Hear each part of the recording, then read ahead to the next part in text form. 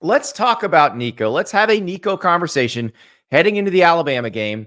So we're going to do this through the prism of his PrizePicks board this week. So if you haven't been playing PrizePicks, you hear about it all the time on the show. Best daily fantasy game in America. You download the app, you play $5, you get $50 instantly.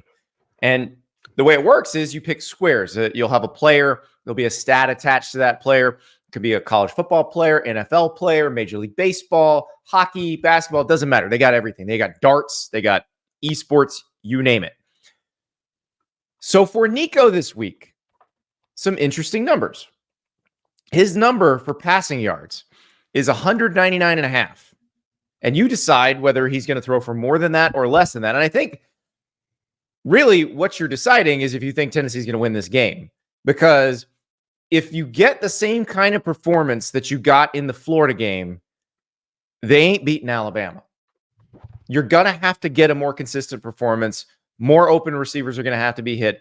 And really, so on the PrizePicks app, when you pick a square, you can actually look at the stats from the last 5 games relative to that number. So his number is 199.5 passing yards. He has not had more than 199.5 passing yards since the NC State game, where he had 211. The Florida game, he had 169.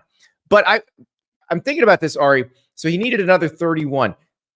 That's really, there was one throw where a guy was wide open and he missed him that would have easily gotten that number. So we're only talking about 1 or 2 throws here could be the difference between Tennessee winning this game and losing this game. Yeah, well, first of all, I think it's a pretty good sign if you're a Tennessee fan that the number's that high, right? I mean, to do that 199.5 when you're playing what's supposed to be one of the better defenses on your schedule, and you've only done it once, and the team you did it against has been giving up a lot of points to a lot of people. I think that bodes well for just the thought process of the game. My gut instinct here would be to go less than 199.5, not because I don't think Nico's good or that he can become more accurate or get over his freshman, lumps, but given his average output and the opponent, that seems like a pretty high number, doesn't it? It doesn't, because of like you said, the opponent. Are you assuming Alabama's defense is good? Are we sure Alabama's defense is better good? than NC State, right? Like I'm assuming it's better than NC State. I'm assuming it's better. Is it better than Florida played last week? And I don't know that Florida's defense is good either, but they shut down Tennessee. I don't know. Arkansas shut down Tennessee. Played, but I think that its ceiling is higher, right? Like where we at? The ceiling is much higher. Defense? Yeah. So I mean, I don't know. I think Florida played out of their mind on Saturday. So if Florida playing out of their mind is a 8 out of 10 or 7 out of 10 for Alabama's defense, then what happens if they play a 9? I don't know. So you like more than? No, I like that if they're going to win the game. Now, here's another one that I think we should throw up. The passing plus rushing, 224.5. This is actually the easier one to tell, are they going to win the game or not? So Nico is a very athletic guy.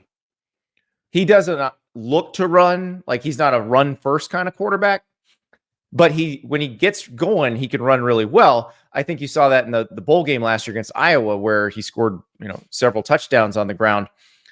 But since the NC State game, he has not really tried to run very much. So, the Arkansas game, he's got 11 rushing attempts, but a lot of that was scrambling, getting sacked, that sort of thing. So you go back to the NC State game where he ran 8 times for 65 yards. That's the best game they've played. That's also the best passing game he's had. That's the most comfortable he's looked throwing the ball all season. They may need to get him running a little bit to get it. You always heard those quarterbacks are like, I got to take a hit before I really, feel in the flow. Like maybe that's what they need.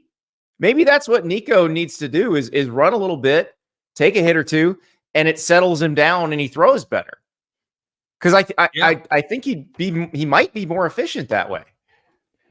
Yeah, or just like run just a quarterback draw right into the teeth of the defense on the first play of the game. Just let him get lit up. You know what I mean? Listen, I'm joking, but I know you're joking, but like Alabama's going to run Jalen Milroe.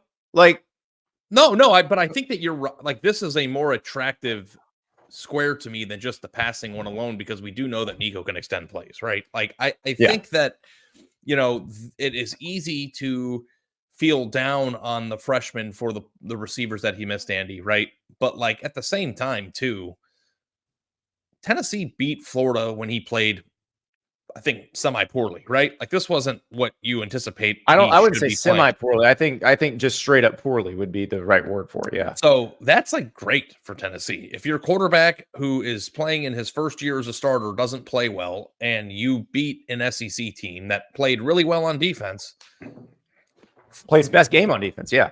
Granted, Florida's got a laundry list of issues it's got to work through, and they shot themselves in the foot repeatedly, but you are in a position where you can learn from that, grow from that, and, you know, be ready to play in a game that's as big as this one. Now, 199.5 is going to tell the story of the game. It is. And I'm curious to see if they run a little more, if they've decided that's not going to be part of the offense. I'm a little surprised, because as athletic as he is, you can use that a little bit. You don't have to lean on it, but you can use it a little bit. So, you know, tell me how you feel about those numbers. 12.5 longest rush for Nico, less or more. Go to PrizePicks, download the app, use the code Staples, play $5, get $50 instantly. All right, Ari,